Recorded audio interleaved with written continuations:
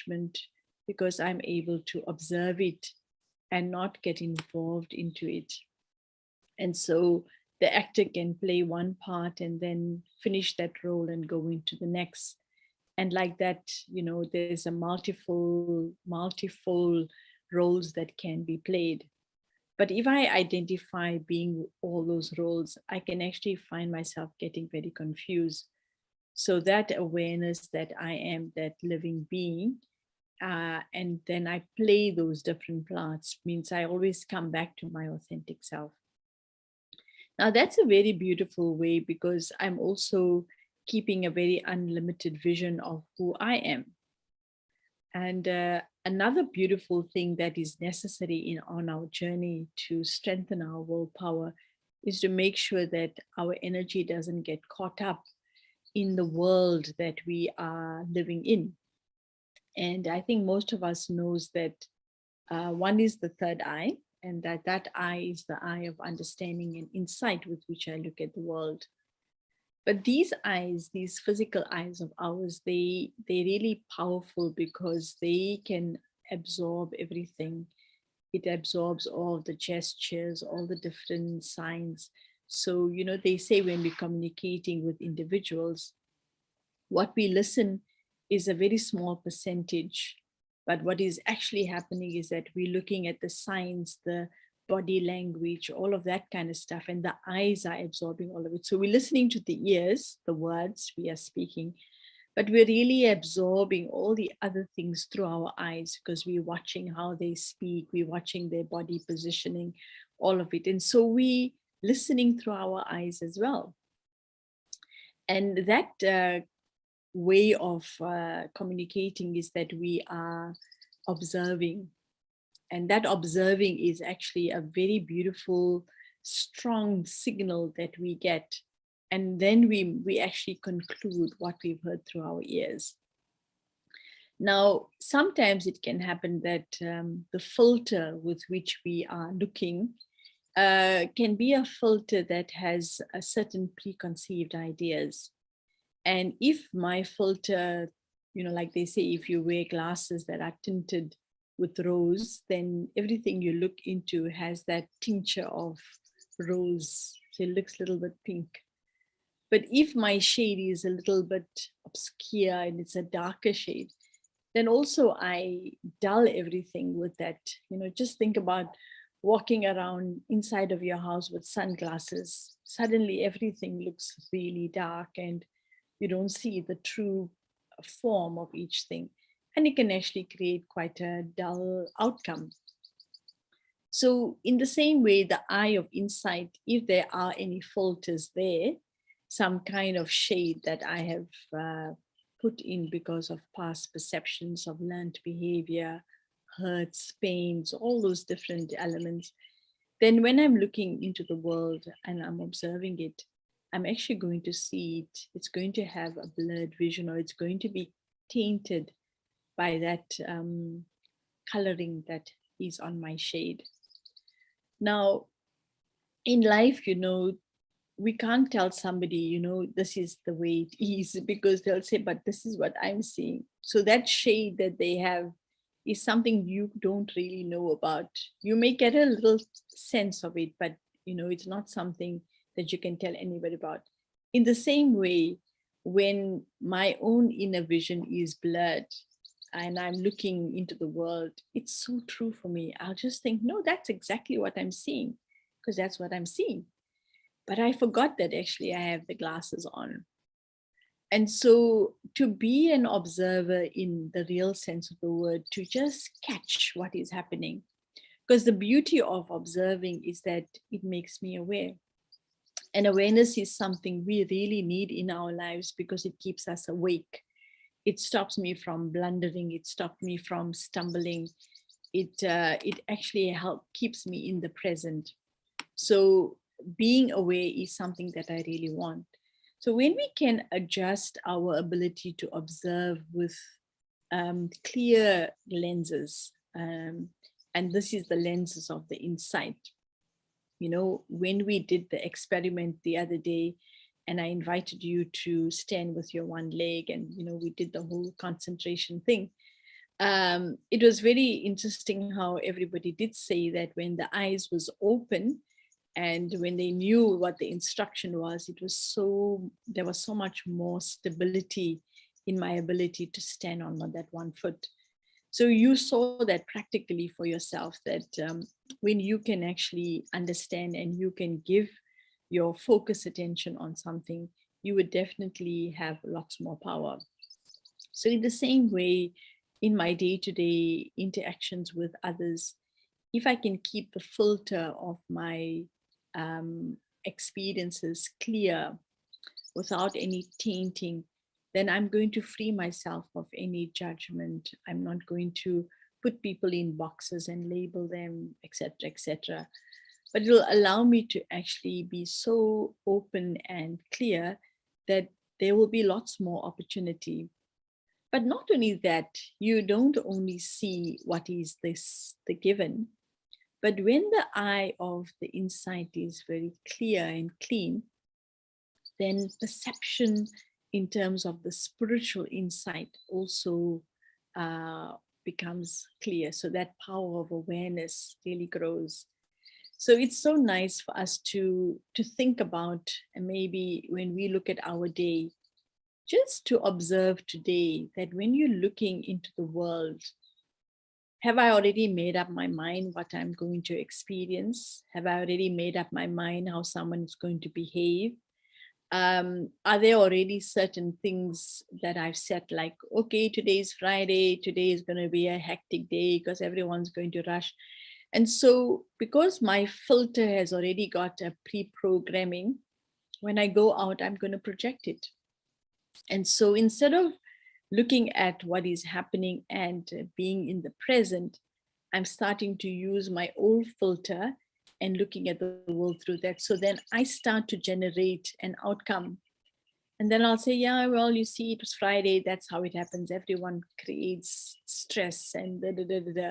And so I can actually then find myself, even though I have had an idea what I want to put into practice, I've used that old filter to dilute my pure intention, and then I can't put into practice what I really want. The beauty of life is that every moment is brand new. It never repeats. You have a repetition in your mind about it because you're holding an old perception. But there are no 2 seconds that are the same. You are also never the same because every second you're growing and you're developing. So you can't say, I'm also the same person. And then when it comes to other people, if even a second has passed, they are not the same. They are 1 second more than they were previously. So to hold anybody in a past perception also is a very big mistake that we can make. So today, really the invitation for you to be present and use the eye of insight to look at the individual, not from these physical eyes, but from the understanding that when I see myself as the intrinsic being of light energy, and the qualities of I, the being, is peace, purity, love, happiness, joy, wisdom, and power. And I keep that beautiful, fresh awareness that in everything that I do, I infuse this vibration that I am. And I want to keep that image of the sun, which we spoke about the other day, that sun is generally radiating this beautiful energy. And that energy that it radiates is that as soon as you step out of your house, open the curtains, and you're into that light of the sun, that warmth, that feeling of freshness immediately hits you. And you want to be that energy. You want to be that vibration that when people come into your presence, you just really naturally radiating peace and love. And when you do that, as much as you think that it's happening for somebody else, the energy that you're giving off is becoming a beautiful halo that then becomes your environment. So without actually doing a lots of hard work to make yourself become stronger and more powerful, just by being present in your true self, what you're doing is you're generating this wonderful aura around you. And the first person who experiences that aura is you. So people has to come into your aura to feel your energy, because you know you pulsating it. But because you, the soul, are in this body, that aura is around this body. So you, the first one to experience it. And if we can look at the world from that positioning, you know, we will be able to really transcend all patterns. We will also have that deep power to be generous and forgiving, like not to put ourselves first, because I'm comfortable. I know who I am. I feel safe and secure in my own being. So I'm not going to get caught up with all of those other things. And then I will allow others to be themselves, which is so beautiful, because, you know, each person really has something very valuable to offer us. But when we're so caught up in ourselves and we're only looking at me, then this wonderful opportunity that I have, I can completely miss. So observing means just to step aside from your story, you know, but step into the presence of your being, and then allow the being to spread its energy out and look into the world with that awareness. And what you then begin to capture is very beautiful. And obviously, like I said, whatever we're capturing, that energy is coming back to us. So I might be looking at somebody with a lot of love and peace and happiness and appreciation, but because I'm generating that vibration towards them, I'm also a recipient of it. So I'm empowering myself by being an observer in this way. So just a small little commentary I want to do, which can be our self-talk for ourselves today. And when we hold that beautiful image for ourselves, then whatever we do will be colored by that. So I want to invite you again to sit with your eyes open. And as you sit with your eyes open, focus your attention on a point in front of you. You can even, I'm going to invite the host not to change the screen, and just invite you to even maybe focus your attention on the forehead, this little forehead here. And you can also maybe use a point of the flower, wherever you want to fix your gaze. Why I'm using live images, because in the day, we are interacting with live images. We're not just seeing physical points of light everywhere. But if we can learn to see the point in everything, you know, they say a whole line is just a collection of dots. So just like that, you know, with the eye of your understanding, find the dot and focus your attention with your eyes open. And this can be a beautiful practice when we go out into the day as well. So I just let my inner eye with understanding rest on that beautiful spark of light, that living being that is eternally pure, peaceful, loveful, happy, joyful, wise, and powerful. Feeling my presence as this radiant living light, I find myself sending out these vibrations all around. And these little rays of peace and love project outward from the very core of my being. I find myself floating in a beautiful sea of peace.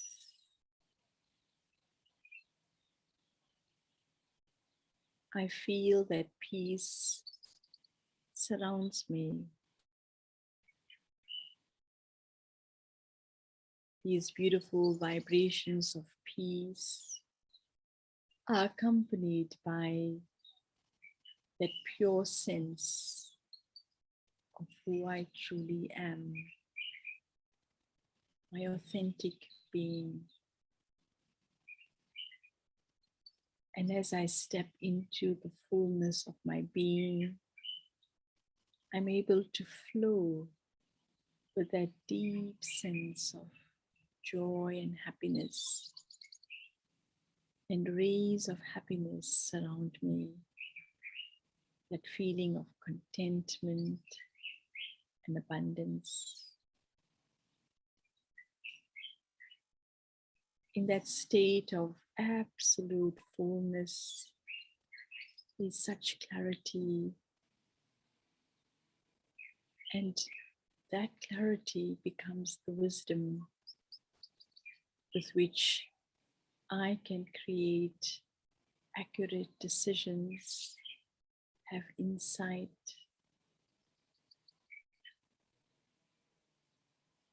with that beautiful sense of knowing. I become stable, constant, and that consistency gives me deep strength.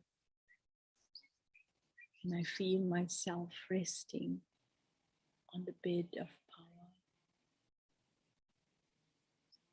All these qualities become the inner environment, and then it's reflected into my outer world. So today, from this very stable positioning of my truth, I look at the world, I look at each individual through these lenses. And when I look through these clear lenses, I see the authenticity of each one. I see each scene in the drama as it's meant to be. And I free myself from any reactions of judgment, criticism, any negative perceptions. I am completely empowered to be me, uninfluenced by anyone's actions or behavior.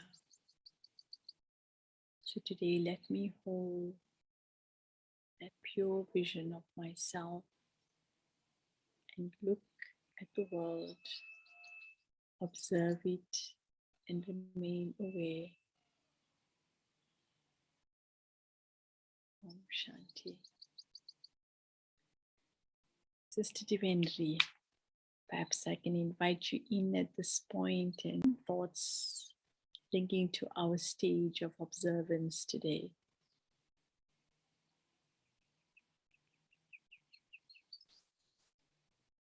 Sister Devendri, you're muted. Thank you very much. That was really so beautifully presented, and I don't actually want to interfere too much because I just feel those concepts are the most essential, and if only we can just hold, those basic concepts of identifying the filter, becoming separate from those filters that we carry, stabilizing and being present in the fullness of the self, and interacting with the world coming from that space.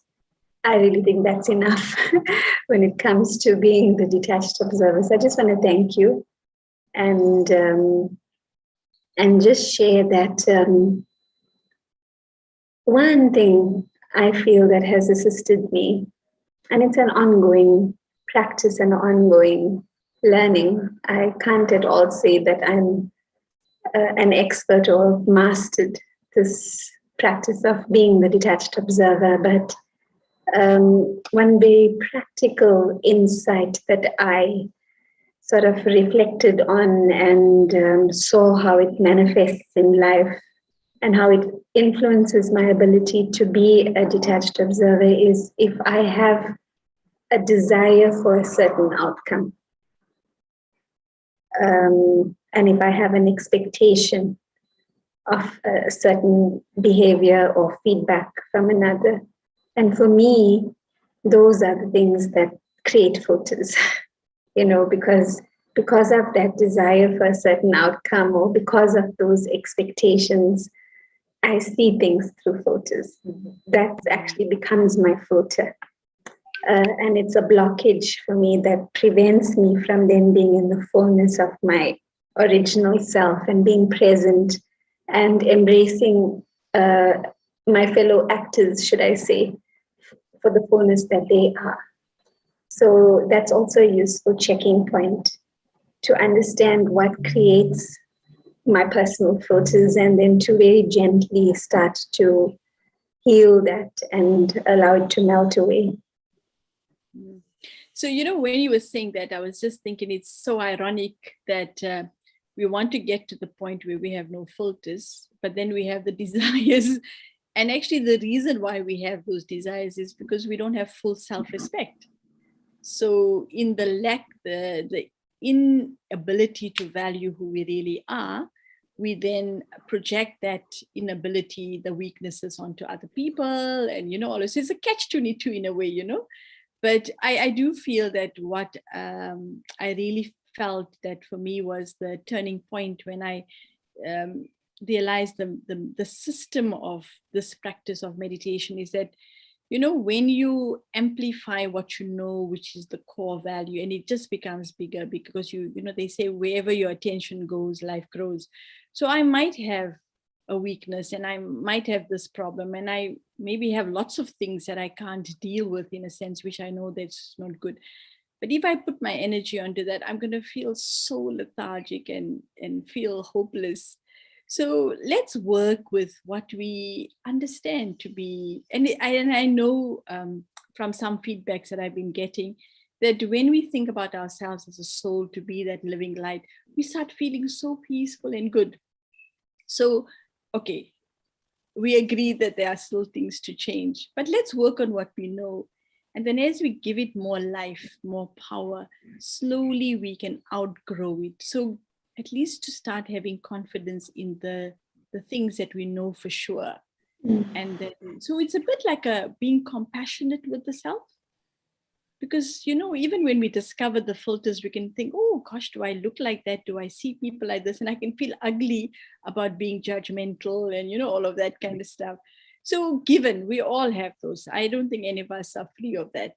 But let us work on something that will move our attention to a beautiful level. So then we can actually have the courage to see what needs to change and not feel hopeless about it. Anyway, thank you so much. So I think we'll finish with our song and have a beautiful day for 2 days. Don't take it too easy. All the things we've did for the last 5 days, I would suggest you do some homework on your own and then see you on Monday. Take care. Bye-bye, everyone. Bye-bye.